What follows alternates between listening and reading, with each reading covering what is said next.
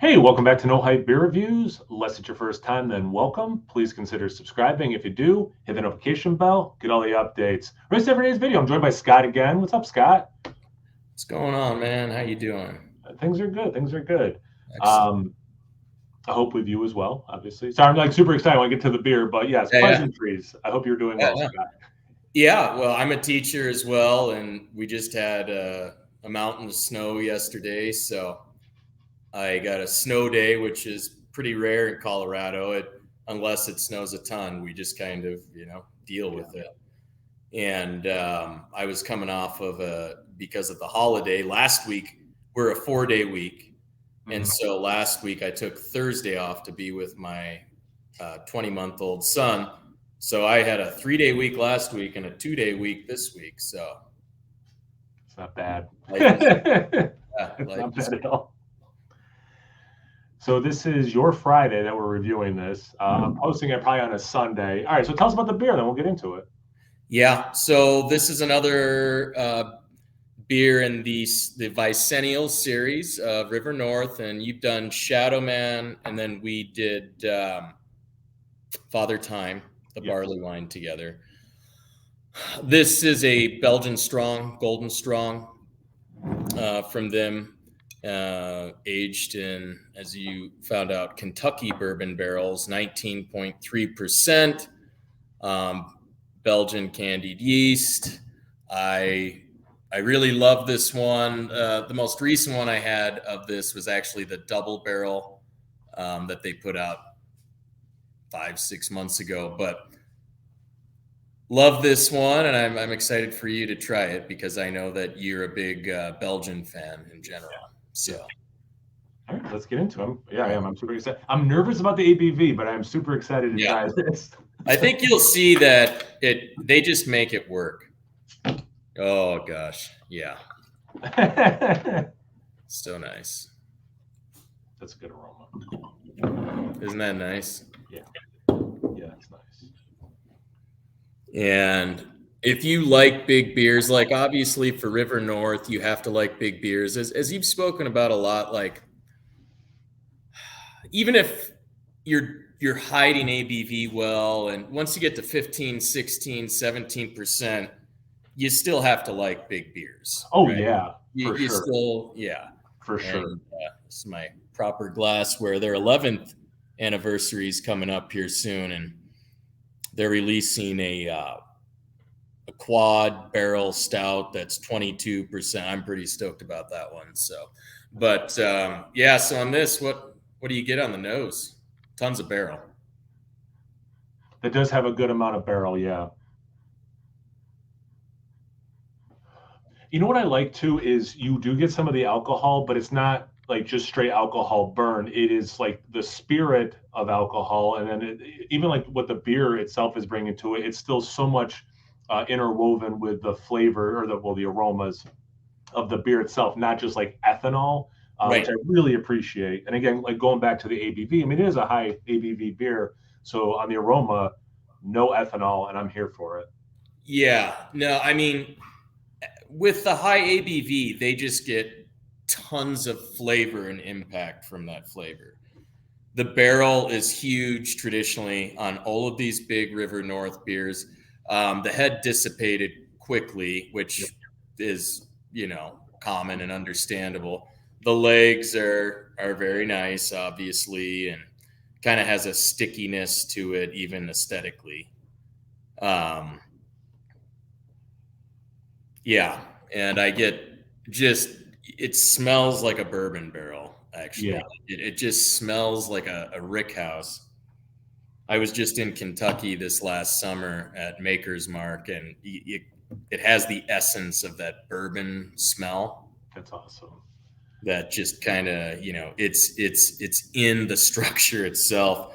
Uh, Almost get some like leather and tobacco on this too, almost like some kind of cigar notes on that. Okay, because it definitely leans sweet. I get like big toffee, caramelized sugar notes, but there is a little bit of balance there with yes, this like I think cigar is really good, like that tobacco thing for sure.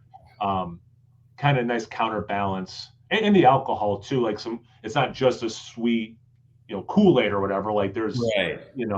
some things, bringing balance or complexity to it. Yeah, and I can definitely smell, hints of that Belgian yeast. Yeah. Like I can smell that it's in there.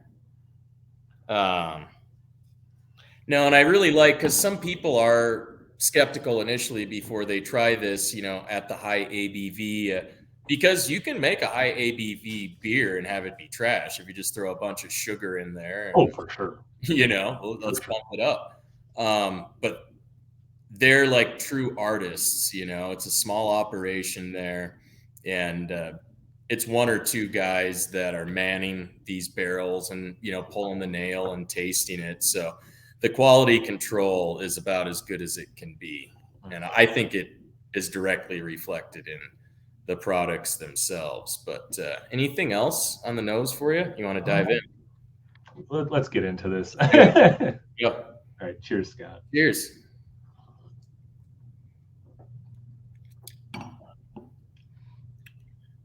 Yeah.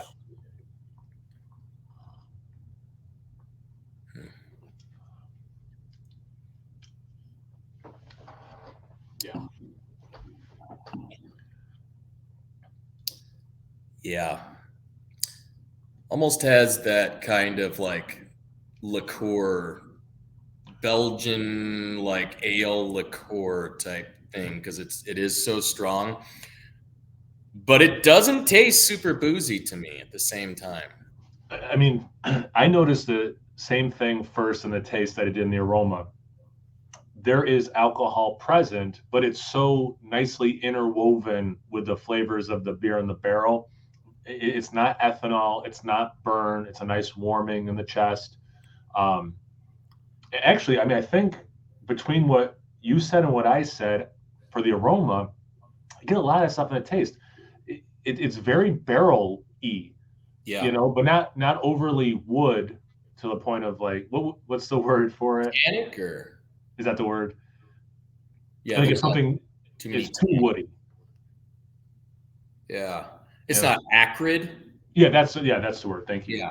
Um, you get like the spirit barrel part of it, and man, Right. the toffee, the caramel notes. Yeah. Yeah, it is. It is very. It's similar to Father Time in that it is sticky and sweet, kind of like sticky dates with the sprinkling of Belgian yeast, and then there is the dryness from the barrel and the alcohol, Yeah, so that it's not like cloying. It doesn't come yeah. off as cloying. There's a little. It's not quite pepper, but there's like a little prickliness to it. I don't know if it's base beer or if it's the barrel or what, but there's just a little bit of like this little prickly sensation that I like too. Because again, like it's not overly sweet, but I think it's not overly sweet because there's these other elements, the tobacco, a little bit of the leather, this little prickly thing. Um, Totally. I totally, and that is the base beer, because okay. they used to release this like every other year as a non-BA Oh, version, okay. and they called it the Decennial, but now they just release it every year as the barrel aged, and then later in the year they do the double barrel aged. Okay. Cool. That makes sense. So yeah, that is from the base beer, and I'd never caught that before, or I had, and I hadn't been able to kind of grasp onto it and make it a tangible tasting note for myself. No, I think you're spot on there for sure. And like Belgian style beers can have, and usually it's more peppery than I'm getting Mm. out of this, but yeah, it's definitely in the Belgian style, realm. Right, and oh, that great, yeah, that is a nice catch for sure. Because now that you said that to me, I'm like, oh, totally, yeah. Yeah. Um, And you can tell that while it's a Belgian strong ale, it's definitely not like full Belgian quad.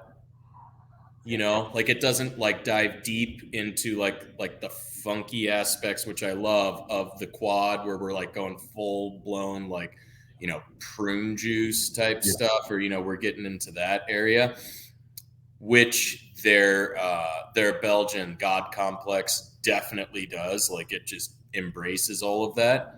But you get kind of hints of that.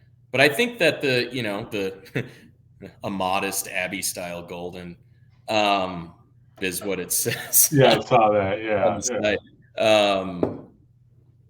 I think when you think of a Belgian strong golden ale and you're looking at 19.3% barrel age, this is what you would hope it tastes like, in my opinion. yeah, It really delivers on that, and you're left getting all the things you want and none of the things that you were like concerned about, at least for me. yeah. Like too much of an alcohol specific taste. Exactly. Right.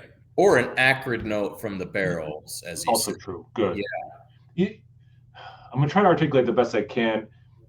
Going back to like how barrel heavy this is, it's almost like the base beer. It's not like you started with bourbon and added a bunch of water because then you're diluting it too much. But like it kind of the base beer in this kind of seems to like make um the bourbon like longer.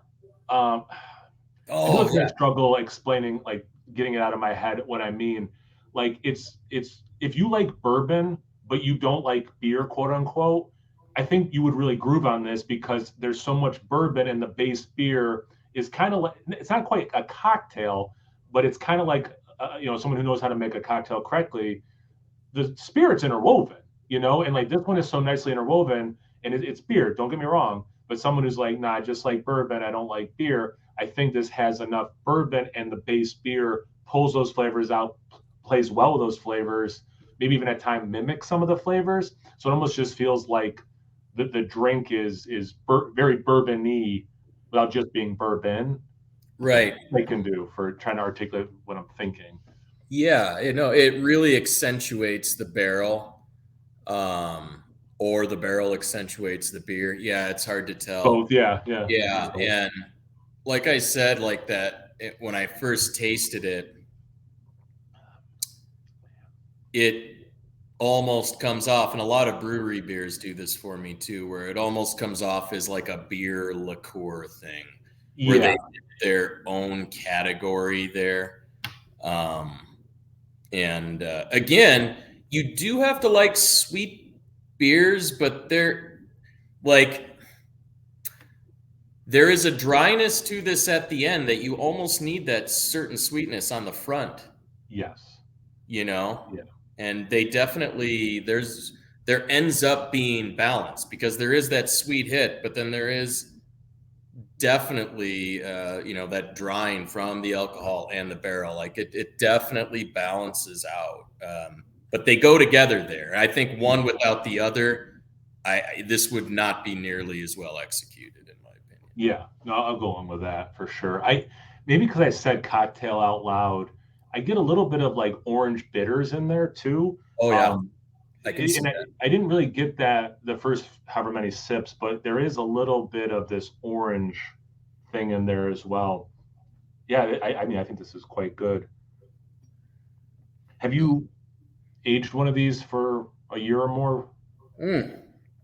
Yeah, I've aged a few of them for a few years. Yeah. Um, I bet that also is good, right? Yeah, and it kind of depends at what on what you're shooting for too. That kind of prickliness that you spoke about, it's like well, with a lot of aged beers, like it just everything kind of smooths. The Yeah, edges get smoothed out. exactly. Um, and if you like this, you would still like you would like both of them. And if you didn't like this, I don't think you would magically liked it if you aged it 5 years. Got it. Yeah, You yeah, know, yeah. but just that. But I enjoy that prickliness. Like I think it gives it character. Oh, Uh, for sure. And Personally, it kind of helps command your attention too. I find with that prickliness. Yeah. yeah. No, that was a good catch on your part. It's amazing what you can notice, and it's so fun to do things with other people Yeah. because it's like all of a sudden that's just brought to your attention, and it's at the forefront after that. So this is our third one than we've had from River North. What are you thinking with all of these? Like, where do they stack up with each other?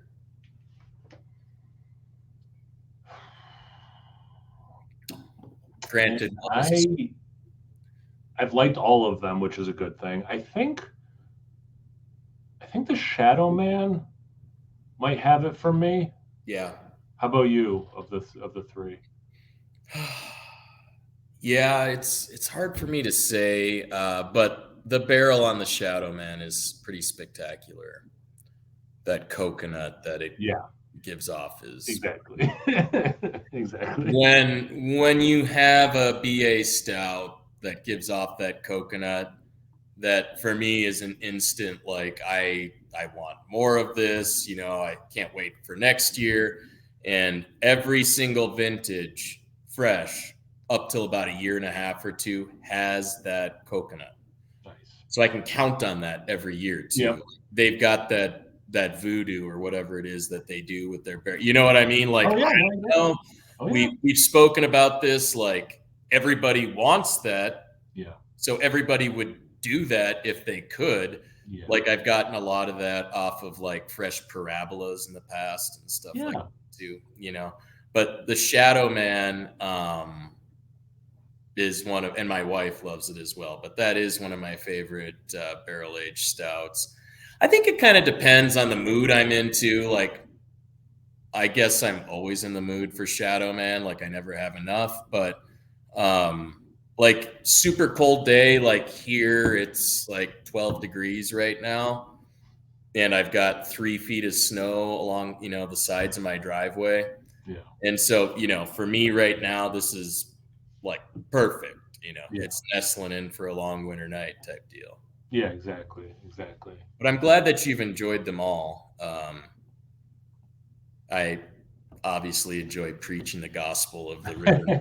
Yeah, no, I series. I get it. Yeah, this is great.